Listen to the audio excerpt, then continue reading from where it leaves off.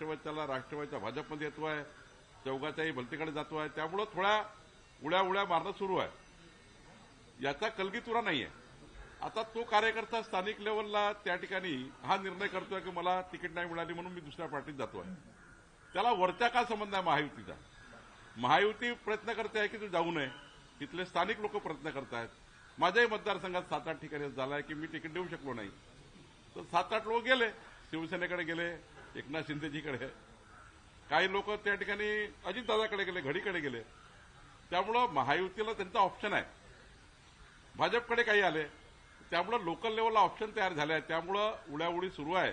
पण यामध्ये महायुतीमध्ये काही मोठा त्या ठिकाणी संभ्रम तयार झाला, मग ते इथे काही खूप होणार आहे, मग त्यामुळेच बहिष्कार झाला असं वगैरे काही संबंध नाही. ही निवडणूक लोकल आहे. आम्ही उलट चेक करतोय, एकनाथजी, अजितदादा, माननीय मुख्यमंत्री, मी, रवींद्र चव्हाणजी, आम्ही हे चेक करतोय की आमच्या महायुतीमध्ये कालही आम्ही 2:30 वाजेपर्यंत रात्री बसलो, प्रभारी आमचे सर्व होते. त्यांनाही सांगितलं आहे की मतभेद आणि मनभेद जरी उड्या झाल्या असतील तरी मतभेद आणि मनभेद काही करू नका.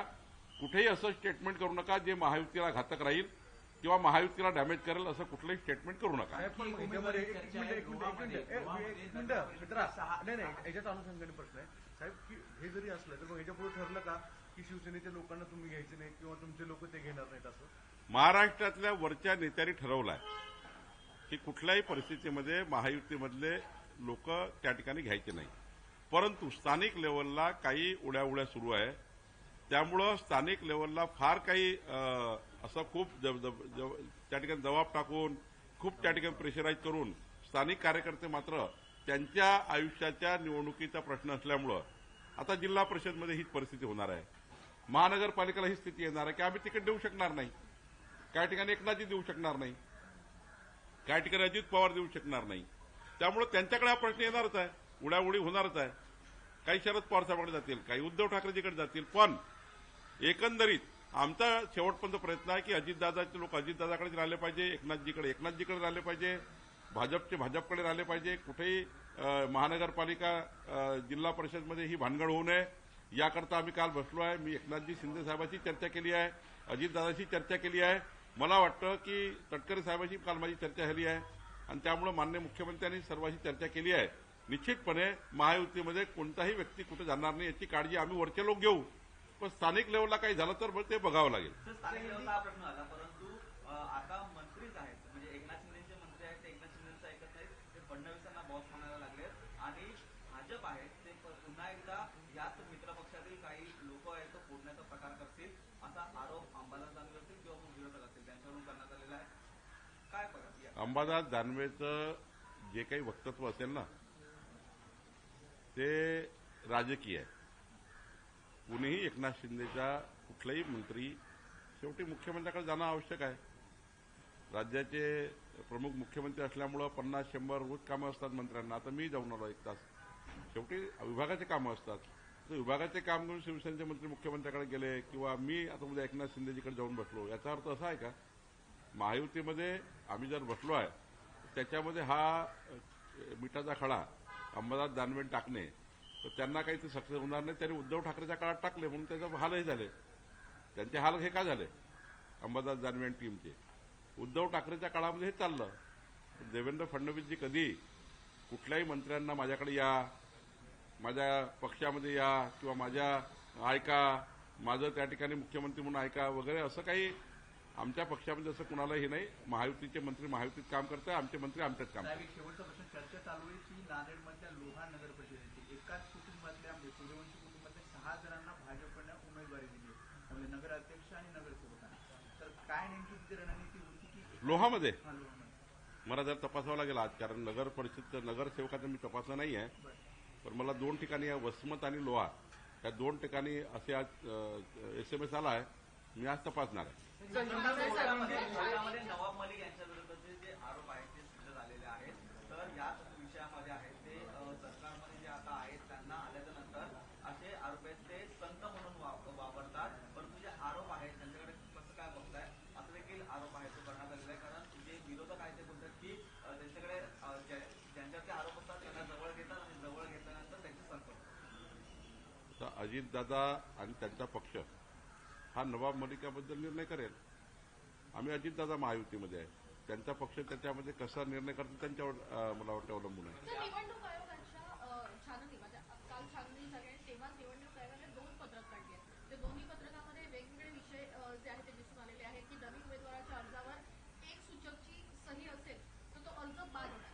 दुसरं परिपत्रक काढलेलं आहे त्याच्यामध्ये असं सांगितलं आहे की नवीन उमेदवाराने 5 सूचकांच्या स्वाक्षरीसह अर्ज दाखल केला असेल तर त्याचा अर्ज पात्र ठरणार. त्याच्यामुळे सगळे कन्फ्यूज आहेत. दोन्ही पक्ष जे आहेत ते देखील कन्फ्यूज आहेत. त्यांचंही उमेदवारी जाण्याची शक्यता आहे. माझी माहिती अशी आहे की कुठलाही जो राष्ट्रीय पक्ष आहे किंवा राज्याचा पक्ष आहे त्यांना उमेदवारी देताना 5 सूचकाची सही लागते आणि काही उमेदवार हे एका सूचकाला भाजपचे तिकीट मागतात, एक सूचक देऊन राष्ट्रवादीचे तिकीट मागतात. नोंदणीकृत पक्षाची तिकीट मागायची असेल तर 5 सूचक लागतात अशी माझी माहिती आहे. आता 5 सूचक नसेल तर तो अर्ज त्या ठिकाणी ग्राह्य होणार नाही. मधल्या काळामध्ये काहीतरी एक पत्र असं निघालं की एक सूचक असेल तरी त्याचा ग्राह्य धरा.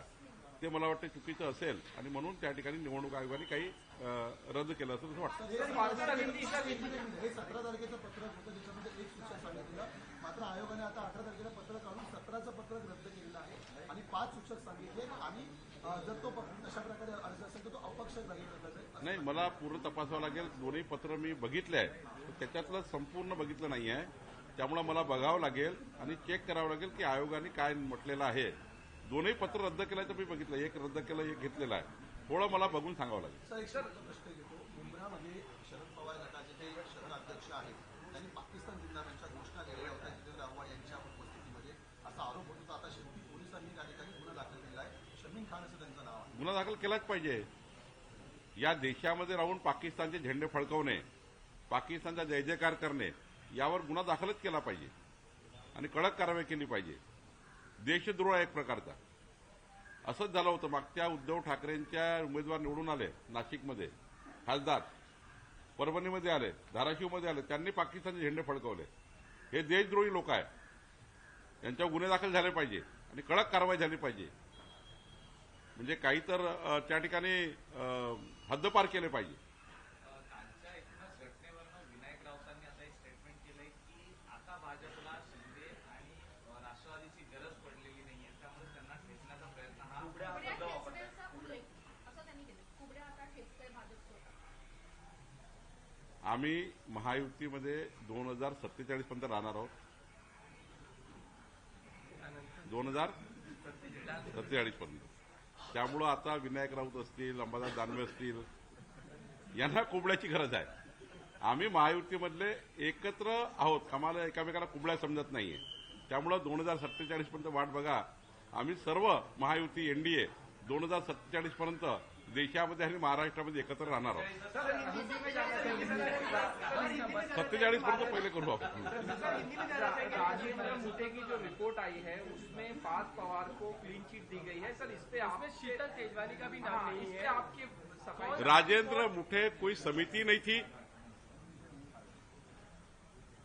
उनका इंटरनल कुछ एखादा अधिकारी ने कुछ सर्वेक्षण किया होगा या इन्वेस्टिगेशन किया होगा, उसका कोई लेन देना नहीं है.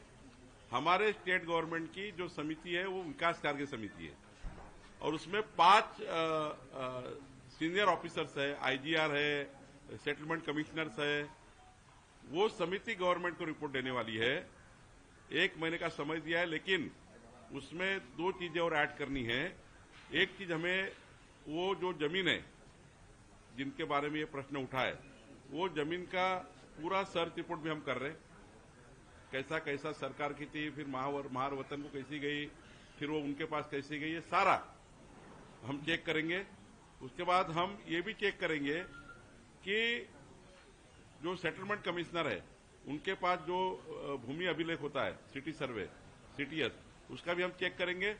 हमारी समिति पूरी पारदर्शिता के साथ, और जिन जिन का लोगों का एप्लीकेशन आया है हियरिंग देने के लिए, अंजलि दमानिया जी को हम सुनावनी देने वाले हैं. हम विजय वडेट्टीवार और अंबादास दानवे का लेटर है उनको भी बुलाने वाले हैं. लेकिन ऐसा वो अमेडिया कंपनी को भी बुलाएंगे, सबको बुलाएंगे हमारी समिति.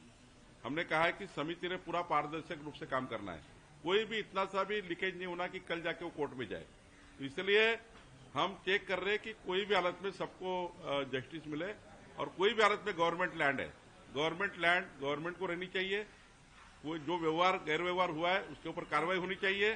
सरकार की भूमिका स्पष्ट है। सर, पार्थ पवार को क्लीन चिट दे दी गई है इस मामले में, इस तरह की किसने कहा आपको? कोई मेरी समिति, हमारी स्टेट गवर्नमेंट समिति जब रिपोर्ट देंगी वो रिपोर्ट है। हमने कोई किसी को क्लीन चिट नहीं दिया है। कोई मुठे समिति हमारे पास नहीं है। कहां से मुठे समिति है मुझे नहीं मालूम। हमारे पास एक ही समिति, विकास कार्य समिति, वही हमको रिपोर्ट देगी, वही रिपोर्ट आपको बतलाया जाएगा। आईजीआर की भी कुछ रिपोर्ट ये हुआ? आईजीआर ने इंटरनल क्या मुझे नहीं मालूम, उनका कौन राजेंद्र मुठे वगैरह, लेकिन मुझे इतना मालूम है कि एक ही समिति इस राज्य में है, विकास कार्य समिति। बाकी किसी के रिपोर्ट को कोई अर्थ नहीं है, किसी के रिपोर्ट को कोई वैल्यू नहीं है। हमारी जो सीनियर आईएएस ऑफिसर की समिति है वही रिपोर्ट देगी, वही रिपोर्ट सरकार के पास आएगी।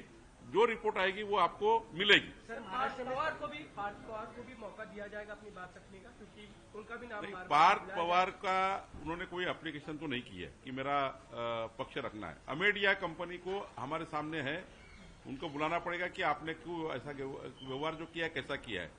जिनने बेचा उनको भी बुलाना पड़ेगा, जिन्होंने लिया उसको बुलाना पड़ेगा। जो अधिकारी ने यहाँ स्टैम्प मारा है, वो जो व्यवहार को मान्यता दी है उसको भी बुलाएंगे। उसके ऊपर एफआईआर किया हमने। हम सब लोगों को बुलाएंगे, सबका स्टेटमेंट करेंगे और हमारी समिति पूरी तरह से सबको हियरिंग करेगी और फाइनल रिपोर्ट हमारा जो आएगा वो आपको महाराष्ट्र की जनता को मिलेगा। किसी को भी बचाया नहीं जाएगा, कोई भी नहीं छूटेगा। जो नियम से सारे इसमें आएंगे और मुझे लगता है ये समिति पूरी रात दिन छानबीन कर रही है और ये समिति पूरा रिपोर्ट हमको देगी। एक लाइन में से पूछना चाहूंगा कि आप ये कहेंगे पार्थ पवार को हमने क्लीन चिट नहीं दी है, ये बोल दीजिए। हमने आज किसी को क्लीन चिट नहीं दी है। विकास कार्य समिति का रिपोर्ट आने के बाद तय किया जाएगा। सर, दूसरा सवाल ये है, सर, जिस तरीके से बीजेपी हो या शिवसेना हो में लगातार जो स्थानीय कार्यकर्ताओं को आपस में खींचने की कोशिश चल रही है, उसको लेकर आप लोगों ने क्या तय किया है? क्योंकि नीचे बहुत ज्यादा अनरेस्ट नजर आ रहा है। माननीय मुख्यमंत्री देवेंद्र फडणवीस जी, एकनाथ जी और अजीत दादा, सुनील तटकरे जी, हमारे रविंद्र चौहान जी, मैं सब लोग बैठकर प्रफुल्ल पटेल जी ये तय हुआ है कि महायुति में कोई भी यहाँ पर किसी के कार्यकर्ताओं को लेना नहीं है। किसी के कार्यकर्ताओं को बहुत ज्यादा एक के पार्टी में लेना नहीं है। लेकिन स्थानिक लेवल पर, लोकल लेवल पर जब हम टिकट देते नहीं है तो कभी कभी बीजेपी भी टिकट नहीं दे पा रही है। एक पोस्ट पे एक ही व्यक्ति एक बार जा सकता है, एक ही नगर से बन सकता है, 4 लोग वो टिकट मांग रहे हैं। ऐसे समय में लोकल कार्यकर्ता नाराज होकर, अनरेस्ट तैयार होकर वो दूसरे पार्टी में जा रहा है। अब मेरे भी एमएलए एरिया में कल 9 बीजेपी के कार्यकर्ता एकनाथ शिंदे जी की तरफ चले गए। अब मैं एकनाथ शिंदे जी को थोड़ी दोष दे सकता हूं ये कि भाई एकनाथ शिंदे जी आपने क्यों लिया है। मेरे एमएलए एरिया के 9 कार्यकर्ता मुझे बीजेपी को छोड़ के एकनाथ शिंदे जी के पास गए। अब उन्होंने टिकट दी तो मेरा नाराजगी एकनाथ शिंदे पे थोड़ी होगी, क्योंकि वहां लोकल हुआ है कि उनको लगा कि मुझे लड़ना है। ऑप्शन क्या है तो शिवसेना है। अब शिवसेना नहीं मिली तो राष्ट्रवादी ऑप्शन है। 6 पार्टियां बाहर है, तो यहां से वहां से वहां, वो लोकल अनरेस्ट को हम महाराष्ट्र का अनरेस्ट नहीं समझेंगे। स्थानिक राजनीति का संबंध महाराष्ट्र की राजनीति से नहीं है।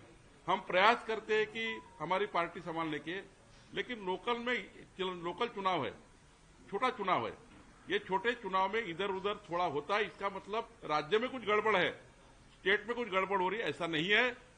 पूरी तरह से कल हम बैठे थे और हमने निर्णय लिया है कि महायुति में, और हमने सारे पदाधिकारी, कल हम 2:30 बजे तक रात को हमें सारे प्रभारी बैठे थे, हमने सारे प्रभारी को कहा है, हमारे अध्यक्ष रविंद्र चौहान जी ने कहा है, कोई भी महायुति में किसी के ऊपर भी कोई भी महायुति में कोई निराशा तैयार हो या महायुति में संभ्रम तैयार हो या महायुति में दरार पड़े, ऐसा कोई भी स्टेटमेंट किसी ने नहीं करना है। कोई भी मतभेद और मनभेद नहीं होगा, ये हमारे बीजेपी के नेताओं ने देखना है। इसके लिए हमने उसका कल सारे प्रभारी की बैठक भी ली है। नहीं लेंगे एक दूसरे कार्यकर्ता को पार्टी प्रवेश नहीं देंगे। लोकली ये हो रहा है। शिंदे साहब की तरफ भी लोकली बहुत लोग जा रहे हैं, बीजेपी में भी आ रहे हैं। अब ये मालूम ही नहीं होता कहां से कौन आ रहा है। कभी कभी हम डालते हैं उसको, पार्टी में लेते हैं तो ये भी नहीं मालूम होता कि शिंदे साहब के पास से आया कि राष्ट्रवादी से आया है। जब हम लेते हैं बाद में पता चलता है कि भाई ये कभी शिवसेना में था, कभी ये राष्ट्रवादी में था, कभी ये कांग्रेस में था। तो जरा महाराष्ट्र की राजनीति ऐसी है तो थोड़ा मोटा कम ज्यादा चलेगा, लेकिन महायुति तो 2047 तक एनडीए पक्का है। विकसित भारत का संकल्प मोदी जी ने किया है और विकसित महाराष्ट्र का संकल्प देवेंद्र जी ने किया है। दोनों को संकल्प लेकर हमारा एनडीए 2047 तक मजबूती से महाराष्ट्र में है, इसमें कोई प्रॉब्लम नहीं। सर, दिल्ली में कल कांग्रेस की एक बैठक होती है, उसमें ऐसा डिसाइड किया था कि दिसंबर में जो है वोट चोरी के लिए इंडिया जो गठबंधन है वो एक आंदोलन करने वाला है। इस आंदोलन को किस तरीके से देखते हैं सर? वो आखिरी की लड़ाई लड़ रहे हैं, जीवन की आखिरी की लड़ाई लड़ रहे हैं, वो सुधर ही नहीं रहे। महाविकास आघाड़ी सुधर नहीं रही है। उनका जो यूपी है और वो जो गठबंधन है महागठबंधन, ये बीमार हो चुका है, इनको कैंसर हो चुका है ये महागठबंधन को, क्योंकि ये सुधर नहीं रही है। जो स्थिति है जानते नहीं है। जनता बीजेपी और अलायंस को वोट दे रही है, मोदी जी को वोट दे रही है, मोदी जी के विकास के ऊपर वोट दे रही है। और वहां के स्थानिक हमारा जो गठबंधन है, वहां के नीतीश कुमार जी है, देवेंद्र जी है, वहां पे हमारे गठबंधन को वोट दे रही है, डेवलपमेंट के लिए वोट दे रही है। डबल इंजन सरकार ही राज्य का भला कर सकता है, देश का भला कर सकता है, तो इसलिए लोग वोट दे रहे और ये वोट चोरी करके पागल हो रहे।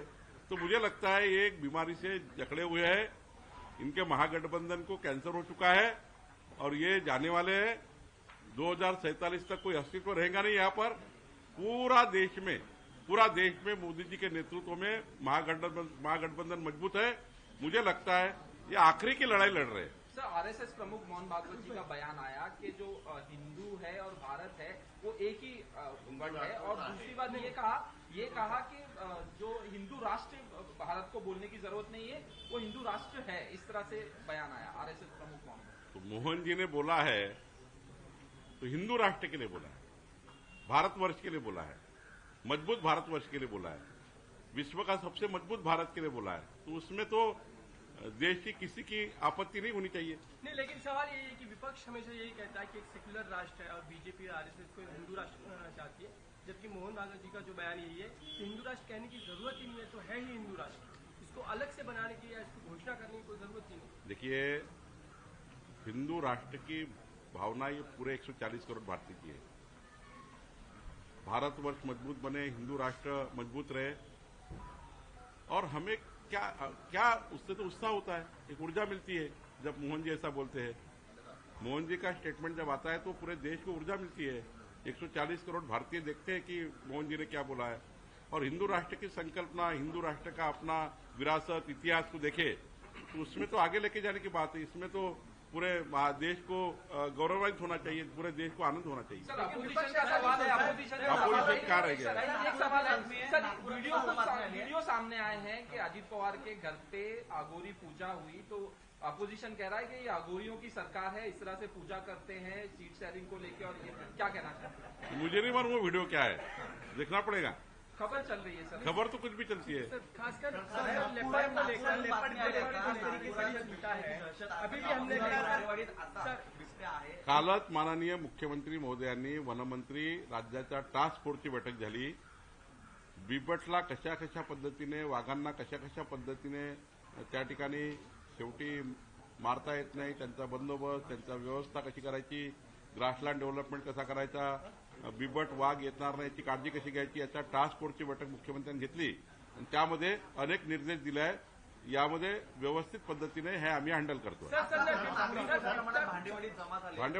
भांडेवाडीचे बिबट आला आहे, कराडला जवळ आहे, उमरेड जवळ आहे, 20 किलोमीटर कराडला आहे आणि उमरेड आहे, त्यामुळे जवळ आला असेल तर त्या ठिकाणी वन विभाग त्याची काळजी घेईल।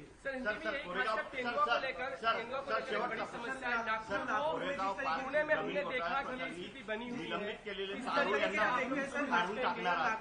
बड़ी समस्या है, दिखाई दे रहा है। आपके शहर नागपुर में, अगर नागपुर में आती है, पारशिवनी में आते हैं, मेरे घर के 10 किलोमीटर तक आते हैं, आप भी चलो देखने के लिए।